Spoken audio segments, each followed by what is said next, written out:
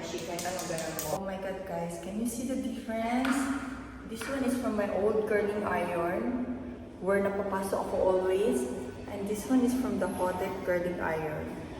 Grabe, I love you! Oh my God, mas mapapabilis nito buhay ko and hindi na ako mapapasok all the time. Thank you so much. Kasi grabe ang bilis no. Nilagay ko lang hair ko. Tapos, yun, nag-wait ako ng 10 seconds. Ayan. Ang ganda ng curl niya. Oh, diba? I really love this one. So guys, mag-check out na rin kayo guys. Ililink ko to sa Yellow Basket para maka-try din kayo. Hindi ako nabubudol. Maganda po talaga siya. Nakita niyo naman yung whole video, diba? Walang cut, walang etchos. Totoo to. Ang ganda. Okay, papakita ko sa inyo. O, diba? This one.